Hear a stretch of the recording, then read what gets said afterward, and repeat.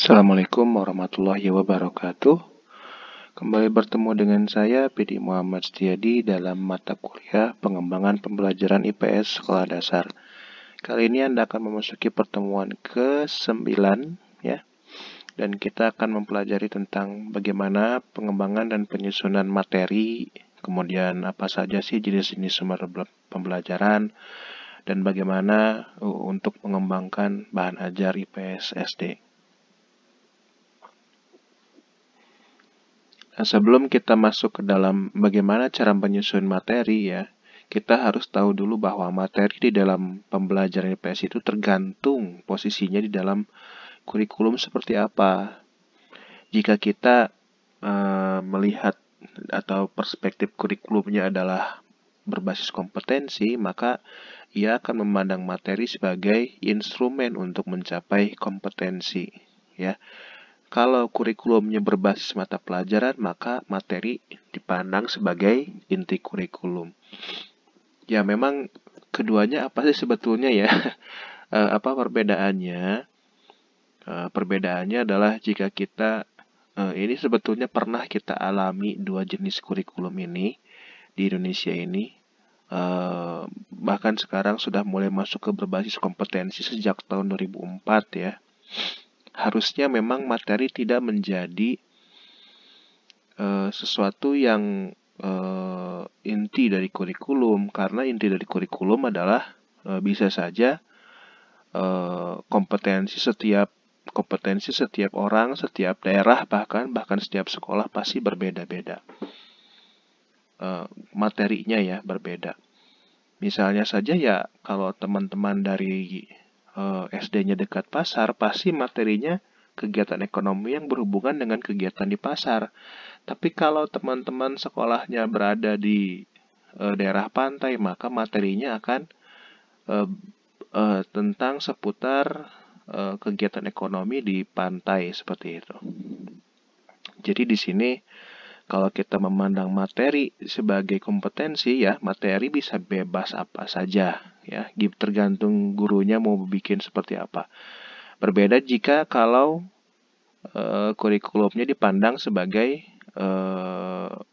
materi itu sebagai inti kurikulum, maka materi itu harus dipelajari betul-betul gitu. Nah, misalnya seperti apa? Misalnya seperti Anda belajar belajar kuliah di perguruan tinggi. Nah, materi-materi itu kan sudah saklek ya, apalagi mereka yang mengambil ilmu eksakta pasti sudah saklek gitu. Makanya materinya menjadi inti dari kurikulum. Ya. Lalu penyusunan materi pun perlu mempertimbangkan scope dan sequence. Ya, ini sudah pernah kita bahas di pembelajaran IPS kelas tinggi ya. Sedikit mengingat saja, scope berarti ruang lingkup. Ya, ruang lingkup. Dan sequence itu artinya tata urutan antar materi. Sequence ada dua jenis, ada logical sequence, ada pedagogical sequence ya. Antara urutan antar materi ini bisa kita lihat dari gambar ini saja ya. Jadi misalnya satu skup materi itu di kelas 4 hanya maksimal misalnya satu provinsi saja ya. Misalnya di dalam satu provinsi itu lingkungan terbesarnya ya dari kelas 4 misalnya. Terus di dalam materinya itu ada tentang aktivitas ekonomi, ada uang ya, ada apa lagi? Sejarah, ada sejarah Hindu-Buddha dan sejenisnya. Nah, itu urutannya seperti apa materinya? Itu berdasarkan sequence ya. Bisa sequence 1, 2 sampai tak terhingga, ini sangat bebas sekali ya, teman-teman. Bahkan apabila Anda menggunakan kurikulum merdeka, sebetulnya ya sequence ini pasti jadi terasa lebih fleksibel, teman-teman. Bahkan kalau Anda mau mempelajari beberapa hal yang harusnya disampaikan di semester berapa gitu, bisa jadi muncul di semester 1 gitu. Dan ini sangat fleksibel untuk dicapai gitu, karena kejar targetnya ya. Kalau kita sebut kejar target, itu selama 1 tahun, jadi sangat fleksibel. Nah, scope dan sequence-nya sesuaikan berdasarkan kurikulum yang berlaku saja ya. Jadi setiap kelas dan semester sudah ditentukan scope-nya masing-masing. Jadi biasanya scope itu kalau kita memandang satu kelas itu ada satu scope ya, berarti sequence-nya adalah materi per semester. Ya. Kalau kita memandang semester sebagai scope, maka fase-fase sebelum UTS atau sebelum UNBK dan sejenisnya itu sebagai sequence masing-masing per bulan misalnya. Jadi Anda sebetulnya definisi scope dan sequence ini fleksibel juga sih sebetulnya ya. Bahkan misalnya tentang ekonomi bisa dipandang sebagai scope. Uang, produksi, konsumsi, distribusi itu bisa jadi sequence masing-masing gitu. Cuman tetap bahwa kita sudah mempelajari tentang pendekatan ECA, EEA dan ETA, itu tentang perluasan materi ya.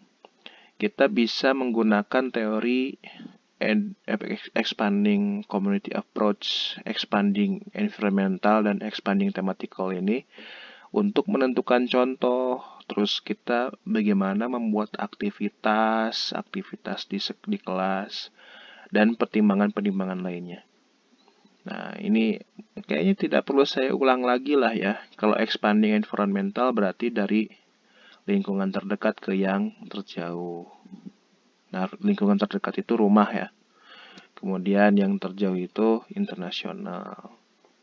Ya, ini sebagai contoh saja, menggali contoh pada kehidupan sehari-hari yang muncul dari lingkungan terdekat.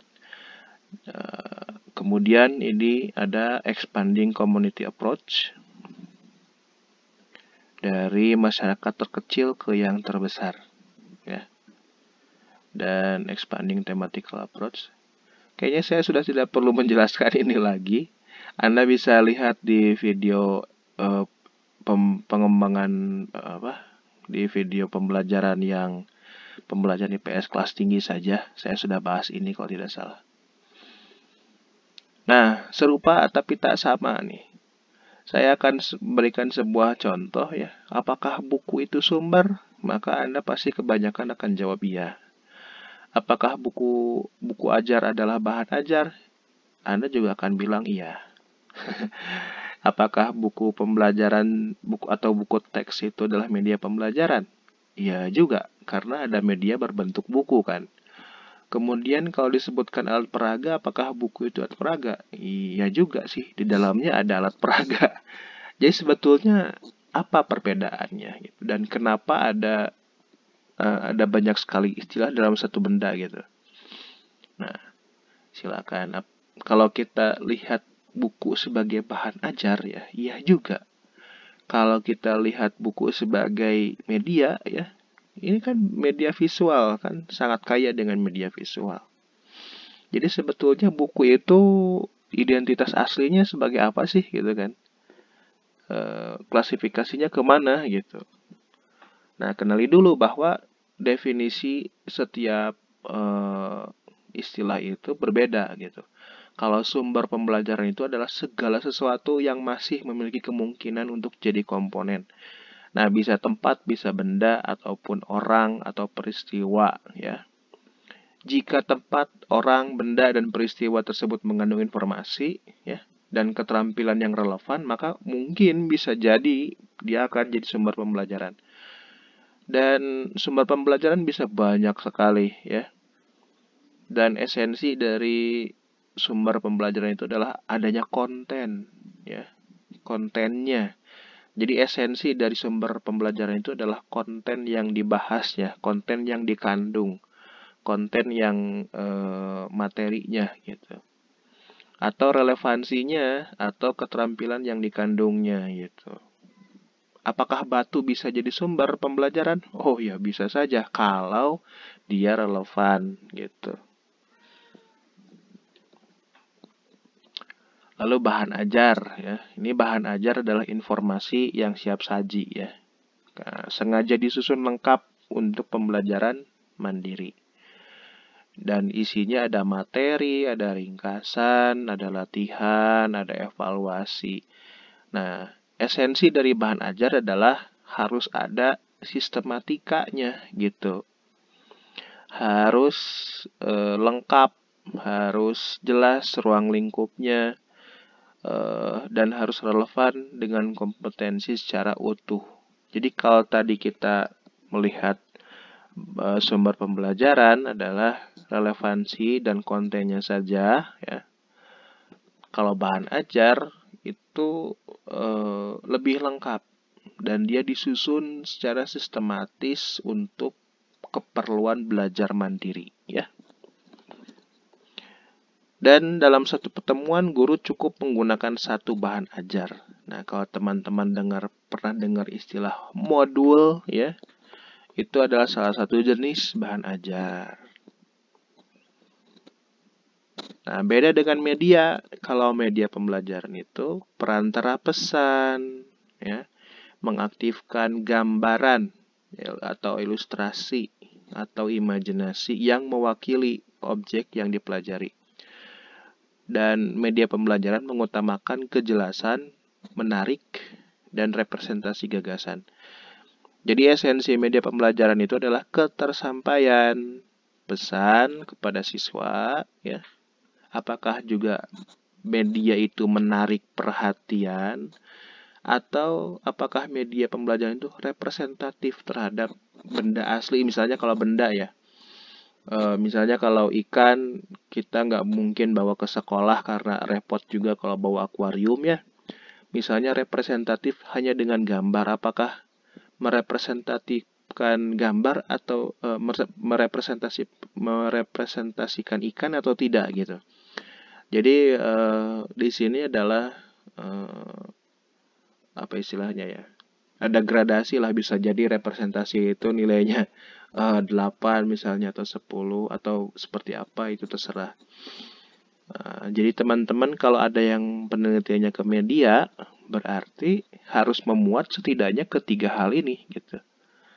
Nah, memang nanti kalau teman-teman menggunakan referensi atau buku atau teori ya mungkin masing-masing punya indikator berbeda ya. Kalau di sini adalah clarity ya, ketersampaian, kemudian menarik perhatian ya, dan representatifnya gitu. Jadi sebetulnya tidak memusatkan perhatian pada konteks sih sebetulnya. Tidak memusatkan perhatian pada konten sih sebetulnya kalau media pembelajaran ya. Bahkan jika ini kan sebetulnya PowerPoint yang saya bikin itu kan tujuannya ke media ya. Jadi kontennya tidak terlalu padat sebetulnya. Yang penting kan ini representasi saja. Ini tiap-tiap poin jadi representasi dari gagasan saja gitu. Penjelasan lebih lanjutnya kan oleh saya. Seperti itu teman-teman. Ya, apalagi kalau ada yang mau penelitiannya tentang bahan ajar, berarti ini harus sistematis, jelas, lengkap, ruang lingkupnya, relevansinya dengan dengan materi secara utuh. Nah, beda lagi dengan alat peraga ya. Alat peraga itu adalah salah satu jenis media pembelajaran. Dengan kata kuncinya adalah mudah dimodifikasi oleh siswa. Ya. Nah, ini mudah dimodifikasi itu maksudnya seperti apa ya? Ya, teman-teman misal contoh jika saya menggunakan uang mainan untuk kegiatan ekonomi ya. Maka si medianya adalah uang mainan. Kemudian saya akan menggunakan metode pembelajaran simulasi misalnya. Maka uang yang dipegang oleh anak-anak itu sudah berubah, yang tadinya media pembelajaran ya, berubah menjadi alat peraga. Kenapa? Karena dia dimodifikasi oleh siswa, dipakai sendiri oleh siswa gitu. Atau contohnya lagi tanah liat lah misalnya ya, tanah liat. Yang tadinya saya gunakan tanah liat untuk metode demonstrasi. Nah, siswa kemudian mempraktikkan sendiri misalnya, bikin vas bunga atau apalah. Nah, ketika siswa mempraktekkannya sendiri, media tanah liat itu kemudian akan berubah jadi alat peraga, teman-teman. Jadi di sini ada modifikasi oleh siswa. Lalu kalau kita ambil kasus ya, buku sebagai sumber, maka kita akan berfokus kepada buku itu, buku pelajaran itu, pada kejelasan dan relevansinya. Kalau kita melihat buku itu dalam konteks bahan ajar, maka kita akan berbicara tentang kelengkapan dan sistematikanya, ya. Kemudian jika kita terutama untuk belajar mandiri ya. Kemudian kalau buku dipandang sebagai media, maka itu tentang kita sedang bicara tentang menarik perhatian siswa atau tidak gitu. Dan representasinya dengan konsep apakah jelas atau tidak gitu. Dan terakhir, jika kita pandang buku sebagai alat peraga, kalau siswa memodifikasi buku tersebut untuk menjelaskan pengetahuan yang sifatnya prosedural, ya. Nah, mengapa ada 4 istilah yang berbeda untuk benda yang sama? Ya, memfokuskan proses pengembangan komponen. Jadi kita sebetulnya kalau mau melakukan pengembangan kan nggak asal, aduh kayaknya ini menarik deh, bagus deh, nggak bisa kayak gitu teman-teman ya. Jadi kita harus mengidentifikasi dulu kekurangan yang ada ya dari komponen pembelajaran yang sudah ada di sekolah ya. Ini konteksnya sebagai guru ataupun sebagai peneliti ya. Apakah di sekolah atau di kelas tersebut kekurangan konten, maka kita harus melakukan pengembangan dengan menambah sumber. Apakah kekurangannya pada ketersampaian gitu ya, materi kepada anak-anak ya. Ketersampaian itu berbeda dengan pemahaman ya teman-teman. Hati-hati, banyak sekali di antara teman-teman ataupun kakak tingkat melakukan penelitian, pernyataan di latar belakang itu tentang ketersampaian materi ya. Tapi dilihatnya dari hasil belajar. Ketersampaian itu sebetulnya bukan dilihat dari hasil ya teman-teman. Jadi Anda harus mewawancara dulu tuh siswanya seperti apa gitu. Nggak bisa dilihat dari hasil saja. Jadi Anda harus melakukan analisis 2 kali gitu. Kalau membicarakan tentang ketersampaian. Lalu apakah ada kekurangan pada sistematika misalnya ya? Kok siswa kelihatannya kayak kurang bisa tuh belajar mandiri gitu? Apakah karena kurang runtut gitu materinya? Maka kita lengkapi dengan bahan ajar. Nah, ini bahan ajar. Tadi saya sudah bilang bahwa bahan ajar itu harus lengkap ya. Mungkin banyak yang bertanya, apa saja sih lengkapnya gitu? Ada bahan ajar itu terdiri dari identitas bahan ajarnya dulu ya. Ini jelas, ada kelas, semester, indikator, pertemuan keberapa, materi apa. Ini jelasin semua di awal. Kemudian ada cara atau petunjuk belajarnya, lalu dilengkapi dengan peta konsep, baru ke konten, terus informasi pendukungnya. Kalau ada indeks, pakai indeks atau glosarium misalnya silahkan.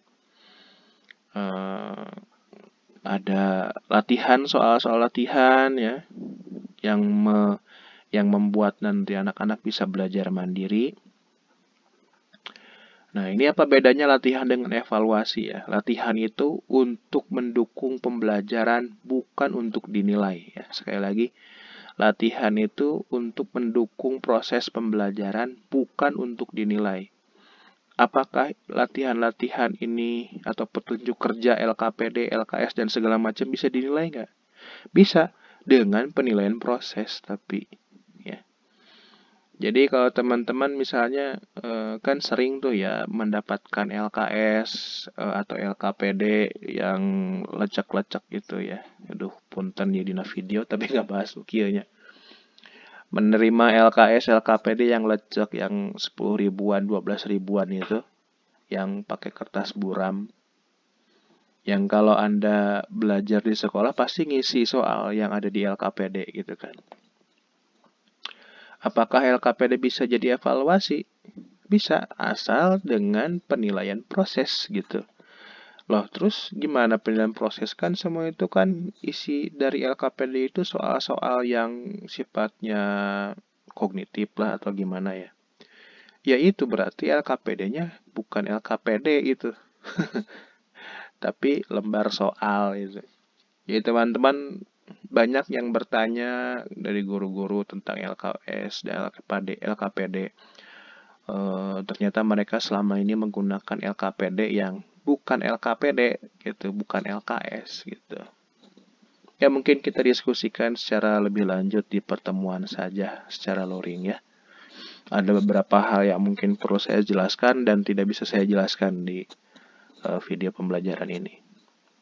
Dan terakhir ada respon atau balikan terhadap hasil evaluasi yang ini diisi oleh guru nantinya. Ya, gitu. Seperti itu saja untuk pertemuan kali ini. Ya, ini beberapa materi sebetulnya sudah saya jelaskan dalam mata kuliah yang lain ya sebetulnya. Cuman mungkin sebagian dari Anda masih kebingungan tentang bagaimana sih kok ada satu benda 4 istilah yang berbeda gitu ya. Ya, salah satu kepentingan kita adalah untuk melakukan pengembangan komponen pembelajaran. Ya.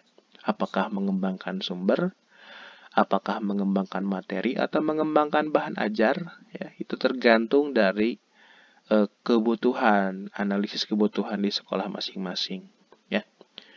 Jadi nggak tersagawayahnya KHD. Jadi nggak bisa Anda misalnya karena suka dengan